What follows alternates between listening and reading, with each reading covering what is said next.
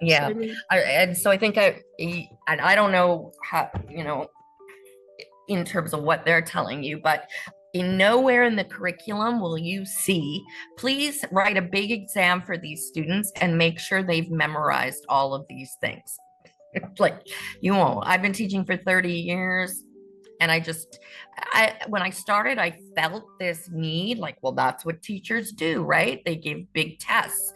And I have never had a parent come to me asking me why I'm not giving tests in the past 30 years. So it parents in elementary want their kids to come out being able to read, write, excuse me, and be able to do some math. They want their kids to be happy here, for the most part. And again, that testing, if you're looking at Bloom's taxonomy, the testing of knowledge is the lowest one, right?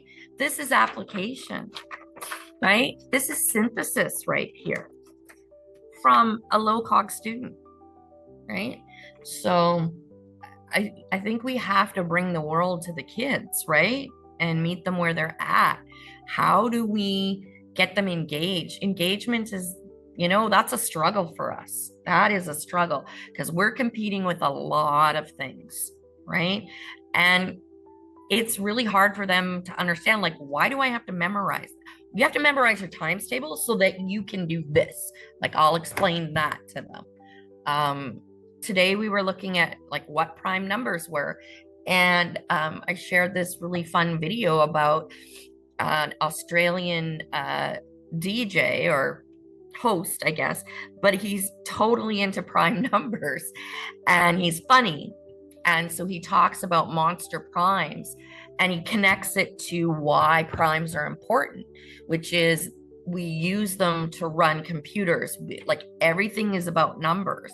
And so the kids were like, oh, okay. My assessment for that video is they recorded 3 things they learned, 2 things they knew, and 1 surprise. That was my assessment. Right. So I think we really need to pivot from the old school test.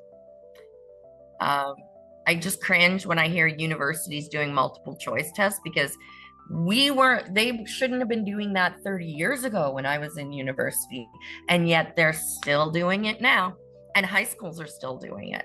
And why? Because it's easy for the teacher, right? But really, what are we assessing? We're assessing just their ability to memorize. That's it. That's not really going to be helpful in our world when we have computers that we can say, hey, Google, hey, Siri. So I have 19 stations that I set up. That takes me a long time. It's one of the reasons I don't really want to move grades because that's my belief in teaching. And so it's a lot of work to have all that kind of stuff. And for years, we've been saying, like, this is what we need, but there's no way to package it. Textbook is easier, but now we don't have textbooks. So what are we doing now? So, yeah.